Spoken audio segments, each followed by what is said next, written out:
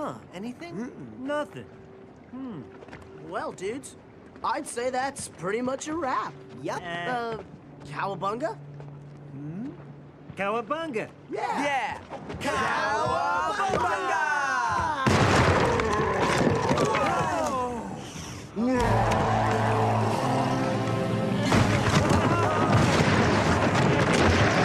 I'm all the way up.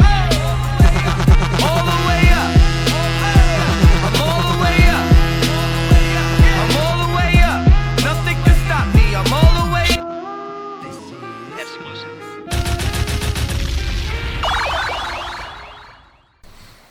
What up guys, your boy Jake here, dripmode, and today I'm gonna get straight to it. I'm building a dial, and you know for who.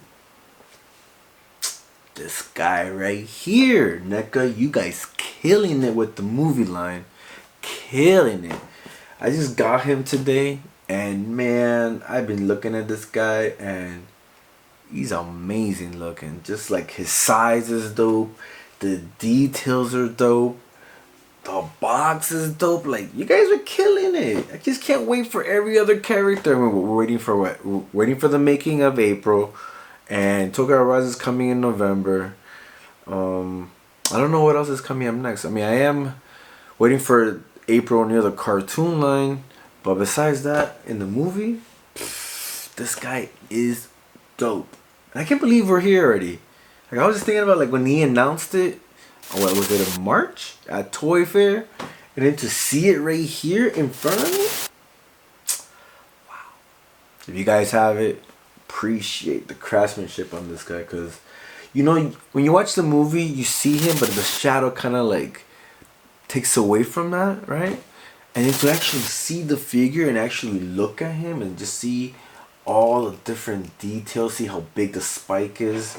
So gonna build a diorama for this guy, and y'all know what I'm gonna build for this guy. That's the deck. That's the deck. And some of y'all have been like reaching out to me, because some of y'all are just got this guy too, and you guys are building him yourself, or some of y'all are just doing some toy photography, just doing it, you know, with some type of columns and doing some depth of field, and that's great too. But you guys know me, I have to build a dial. So this is the next character for the dial that I'm gonna be building for. So let's get to it. Once again, I'm here in Tinkercad, and I'm just laying out to get an understanding of the space. This is Shredder. These are the 4 turtles, and then this is the upper deck and the bottom deck, and then in the area where water would be, and then depending on how this ends up looking, I'll end up building also the wall as well. Here I'm just kind of just playing my setup, trying to get a feel of the space that I wanna. He looks like a big guy trying to squeeze into a space, and then he was able to easily just rip through the top deck and bring it down. So that roof is pretty low. Let's see, right to the low. Yeah, he looks like he's squeezing himself through there a little bit. Yeah, so it's gonna have to be like that high. That's just a real friendship. And it's a better feeling than drugs.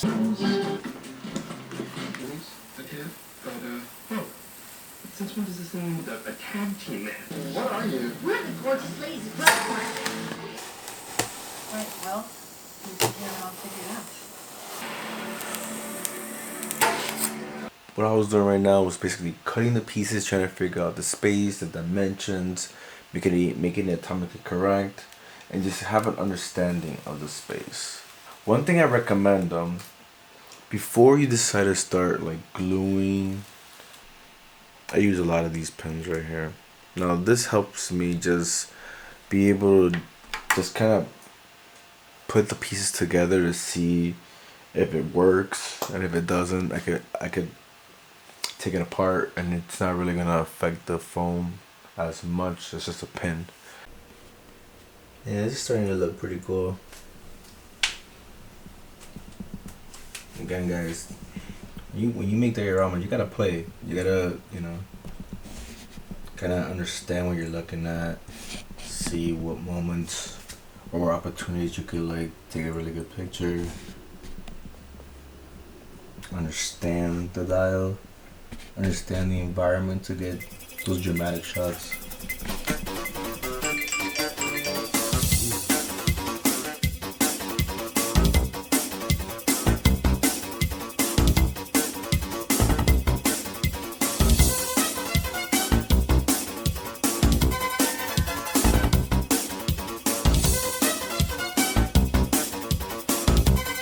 On the side of this column I actually installed, so I'm installing a rod, so when I slide the pillar, it holds it and it's magnetized, and voila, done.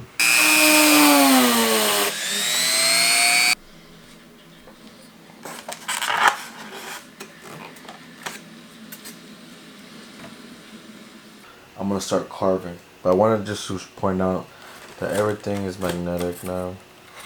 So I could just remove these accessories, so if I want to do some specific photography, I need to put the camera in here, I can. Also, these columns come apart. As you can see, it's all magnetic. It acts like the support. What I'm going to show you guys is what I'm going to be applying to the rest of the dial. So I'm just going to show you guys real quick. In this example, you know, your foam should look like this, right? Now this doesn't look like wood, but this does. So this is the look that we're going to try to achieve. And by doing that, you need one of these guys. They sell these at Home Depot. There's these metal brushes. All you're going to have to do is just stroke the foam in a certain direction. So I'm gonna go top down.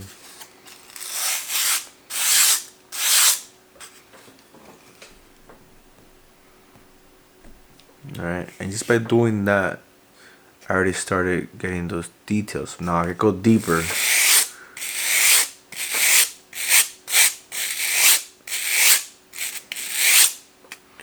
And now you get those random deep cuts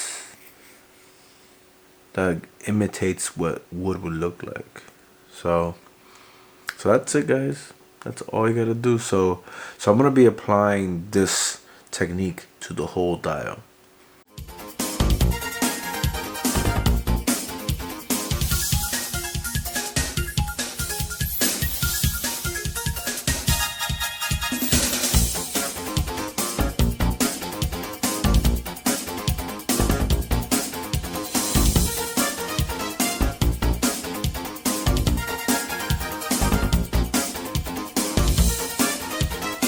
Now it's time for some Mod Podge. You're like, what do you mean? Like, I'm gonna prime with Mod Podge. And for those that haven't seen my other episodes, I've been moving towards Mod Podge as a primer. And what I tend to do is I add black into it, mix it so I can have black Mod Podge. Originally, it's a glue and a sealer, and I've been using this and it's been great. So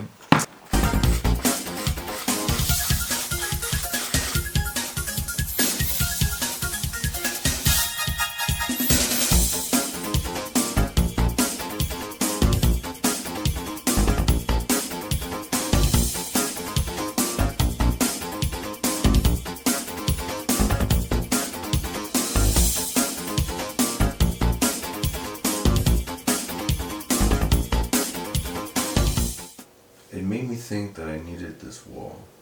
So you see here, I'm adding an extra piece of foam so I can make the actual wall pattern. But you see this a lot inside cardboard.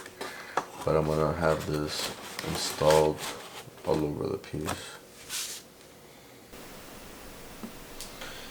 Have it upside down. That's the bottom part, the doors, and the top part. Alright guys, this is day 3 and carving was done. Then yesterday was mainly priming with Mod Podge. Now that it's dry, now I could get into painting now.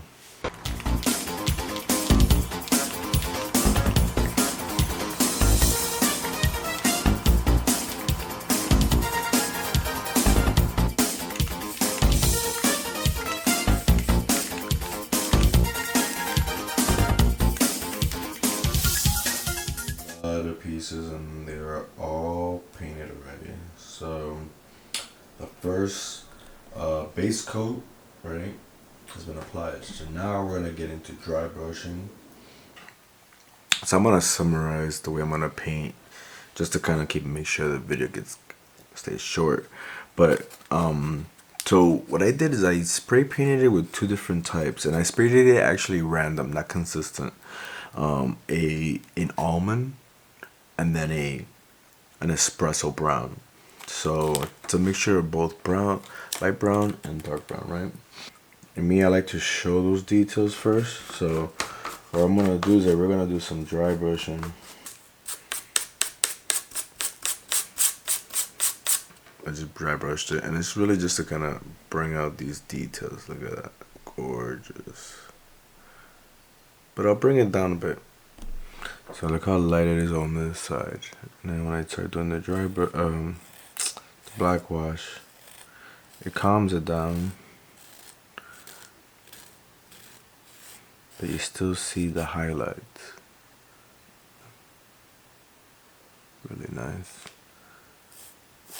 So yeah, I'm gonna go with this technique, and that's about it. I'm gonna go with this technique throughout the whole dial.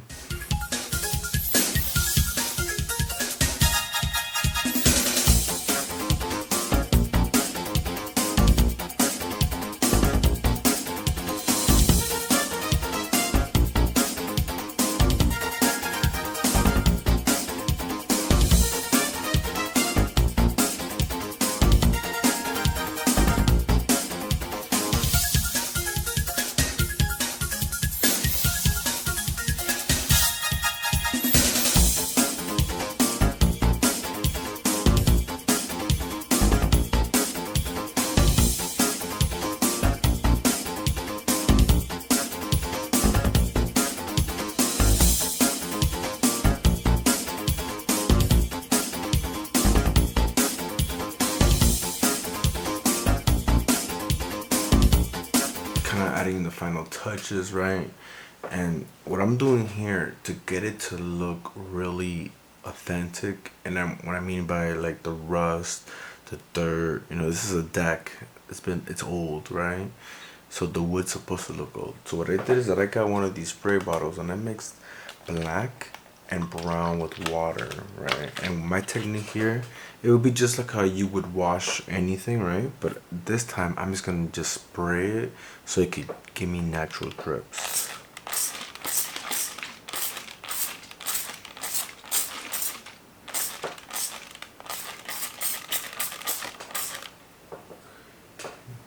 Alright, so by doing that, the waters are gonna start dripping itself, and it's gonna dry eventually. And because I use Mod Podge on this, it has such a protection that it will not ruin the foam or even the paint that I already applied on it. So I'm just gonna let it just drip on its own and create its own random dirt, and then see how that looks. So yeah. So I wanted to share with you guys, that's like a new technique that I'm doing. It's already morning, thing is drying up. I wanna focus this area here. Now I decided to extend this area just to kind of show more of the water. And that's what you see right here. That's just me gluing it. I do like the outcome of that though. So that outcome is inspiring me to kind of add more of it across, paint it, and then we could do the resin. So yeah, I'm getting the glue gun, pressing down, and just a really thin amount, just enough so it mimics like a water current, and then it looks like gives me that texture.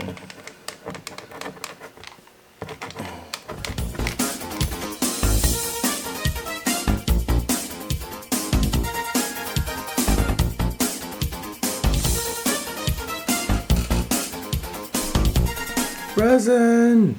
I'm gonna use some resin. Gonna be dope. Gotta mix A and B same amount and then pour it. It says it's gonna take from 18 to 24 hours for this to happen.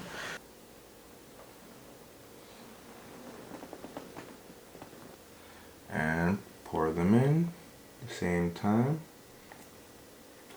Put this there, gonna mix it.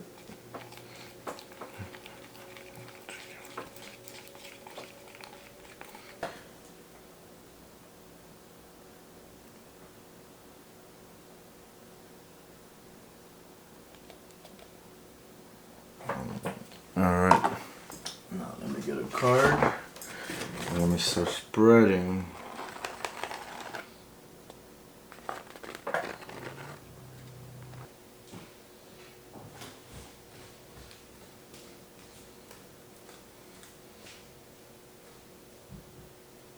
Alright guys, it's been I wanna say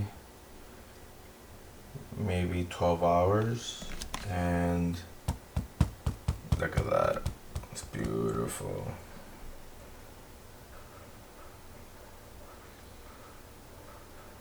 Mission accomplished.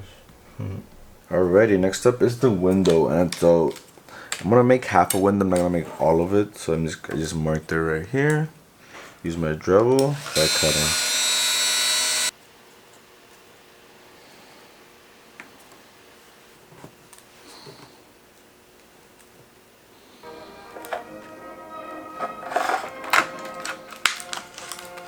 You saw me earlier, just put the wood together, was painted. Then I ended up cutting this plastic piece that I got from some shipping container there. I guess, marking on the actual plastic to make it look like glass cracking, right? And then at the end, I'm gonna actually now put the window on the black so that the glass looks dark. My glue.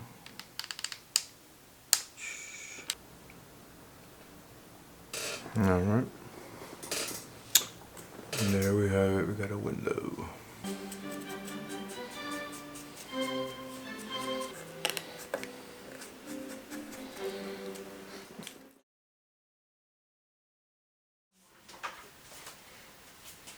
Yeah, I just saw a detail that caught my attention. I was like, you know what, let me just add it right now. And that is, believe it or not, bird shit. There is bird shit on the columns. And I was like, you know what? That's definitely a unique detail that people don't really see or pay attention to. So I'm just gonna lightly add it. Alright, next up is I'm gonna do some wood pallets.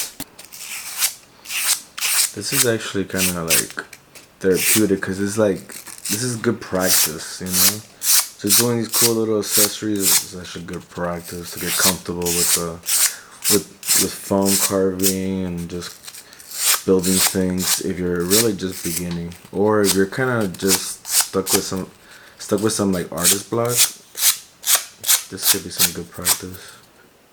Did a black prime, did some almond, did a red brown, sprayed it really hazily, and now doing some dry brushing.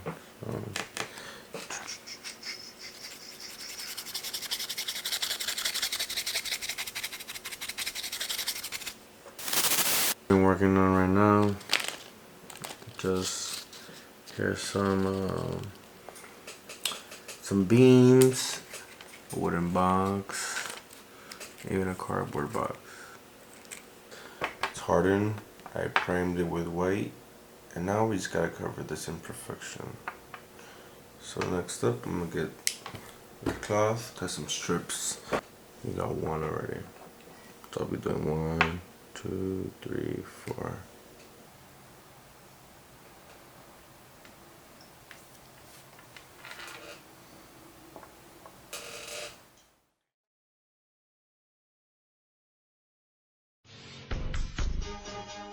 Hey, where'd he go? Huh, anything? Nothing. Well, dudes, I'd say that's pretty much a wrap. Yep. Cowabunga? Cowabunga! Yeah! Cowabunga!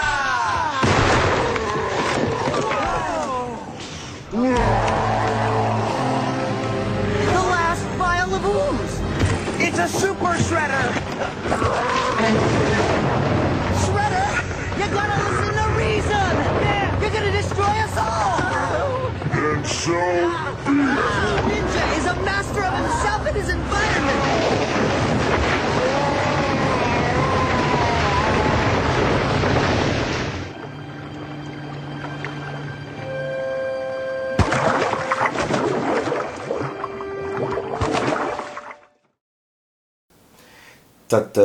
Here you go, guys. Here is my Teenage Mutant Ninja Turtle Secret of the Ooze deck diorama for my special guest, Super Shredder. That was a mouthful.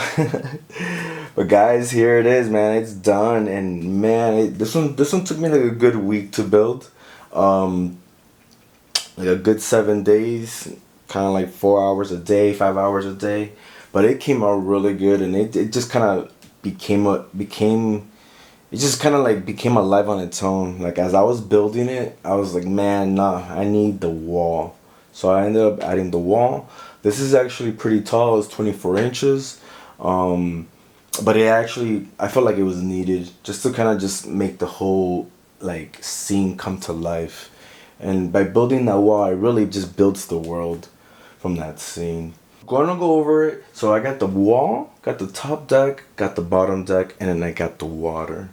Alright, the wall is magnetic. I'm able to remove it if I need to. Was able to add all these special details, not exactly like the movie, but I added them into the dial. Added the window, added the lifesaver, added the wooden columns, the metal like wall.